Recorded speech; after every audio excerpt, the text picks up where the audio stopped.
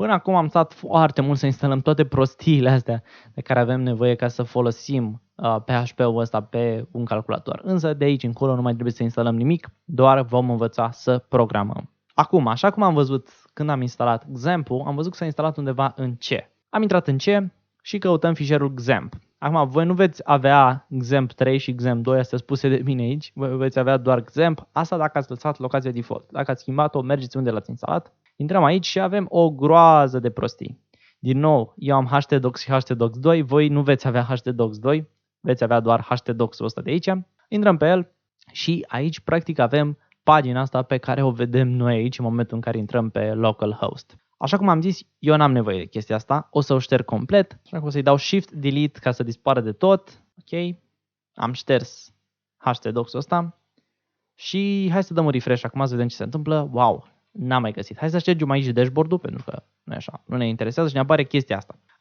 Acum, ce e chestia asta? Într-o oarecare măsură, File Explorer-ul din Windows și File Explorer-ul ăsta, să zicem, din browser e fix aceeași chestie. Adică dacă punem aici un fișier, ne va apărea și aici în browser odată ce dăm refresh paginii. Acum, care e chestia cu htdocs-ul ăsta? Htdocs-ul este practic rădăcina website-ului. Rădăcina website-ului este locul de unde pleacă, să zicem, orice pagină din website. Practic, tot ce punem în htdocs-ul ăsta va fi disponibil în momentul în care accesăm localhost 2.2.80. Practic, tot ce punem în htdocs-ul ăsta va fi disponibil în momentul în care accesăm pagina asta localhost. Acum, voi când intrați pe localhost, trebuie să vă gândiți la asta ca la un website normal. Adică ca și cum ați intra pe nuezit.ro. E fix aceeași chestie. Practic, pagina aia cu cursurile de pe nuezit.ro este pusă într-un htdocs din ăsta, într-un root, da? Într-o rădăcină a unui website. Ok, deci înseamnă că aici trebuie să punem și noi toate fișierele. Atenție! Chiar dacă un anumit fișier este disponibil la adresa localhost/fișier1, el trebuie pus tot în rădăcină. Deci, practic, totul trebuie să plece de aici din rădăcină, din root sau din htdocs, așa cum este denumit aici în XAMPP. Ok, știu că am spus că nu mai avem nimic de descărcat, însă ar mai trebui să descărcăm ceva. Adică un editor text. Ce e la editor text? Practic e o chestie în care putem scrie și noi codul. Sunt multe variante, majoritatea sunt gratuite. Noi vom descărca o variantă de la Microsoft. Și înainte să o descărcăm, vreau să vă spun că chestia asta nu e obligatorie. Teoretic putem folosi și Notepad-ul normal pe care îl găsim în Windows, însă este mult mai ok să descărcăm ceva făcut pentru dezvoltare software. O să vedeți pe parcurs de ce. Mergem pe Google și scriem Visual Studio Code. Foarte important să fie Visual Studio Code, ăsta cu albastru și nu alte Visual Studio-uri. Ok, intrăm pe primul rezultat și o să-l descărcăm aici pentru Windows. Ar trebui să fie ușor de descărcat, n-ar trebui să aveți nicio problemă. Nu cred că mai are sens să-l instalăm. Eu deja l-am instalat, desigur. Ok, nu știu exact cum arată la voi când îl deschideți, dar important e să faceți următoarea chestie. Dați click aici pe File, Open Folder și navigați către htdocs-ul ăsta. Și apoi dați Select Folder. Și acum dacă ne uităm aici în stânga, știu că scrie un pic cam mic, dar scrie htdocs. Și asta ne interesează și pe noi. Să avem aici fișierul htdocs și să putem crea fișiere, foldere și așa mai departe în el. Ok, haideți să creăm prima noastră pagină PHP. O să dau un click dreapta în spațiul ăsta de aici, New File, și acum putem scrie numele fișierului. O să zic pagină.php. Foarte important, toate fișierele PHP trebuie să aibă extensia asta, .php. Ok, și am creat pagina asta.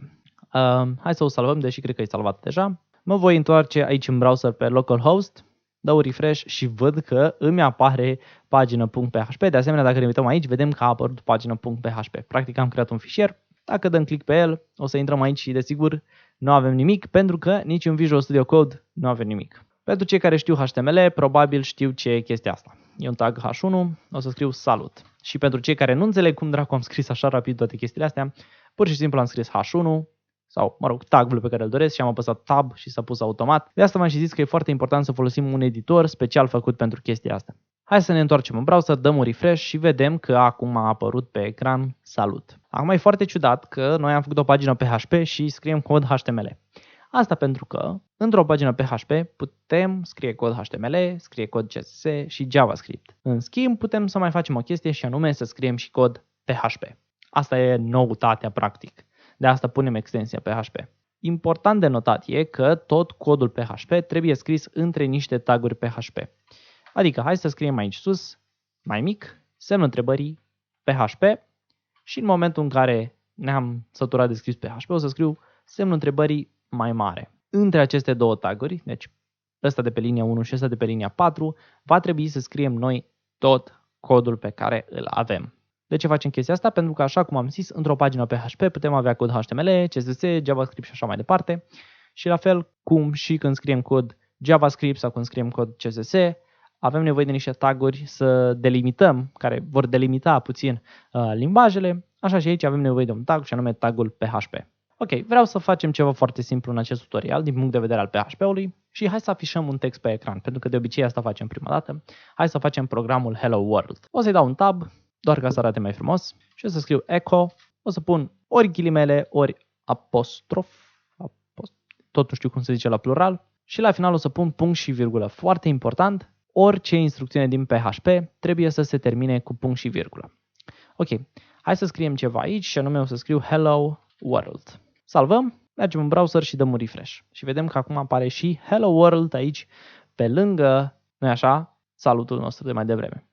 Acum e foarte bine de precizat că apare Hello World, însă nu apar și tagurile astea PHP, nu apare echo, nu apar aceste ghilimele. Chestia asta desigur se întâmplă pentru că ăsta este cod PHP, se execută pe server și nouă ne este afișat pe ecran doar Hello World.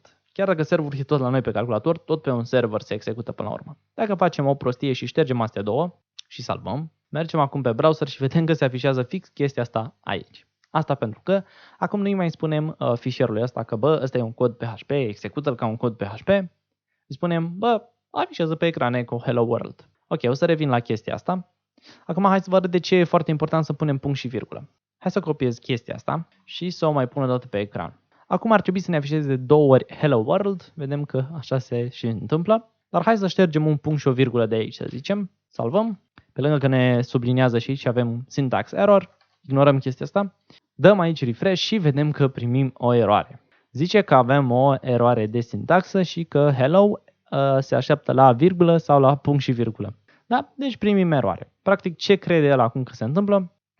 Compilatorul ăsta de PHP, în momentul în care executăm codurile, crede că acest cod arată așa și nu arată așa și de aceea dă o eroare. De aia trebuie să punem punct și virgulă de fiecare dată când terminăm o instrucțiune. Mă rog, nu chiar la toate, dar la foarte multe instrucțiuni trebuie pus punct și virgulă la final. Dacă salvăm acum, o să funcționeze.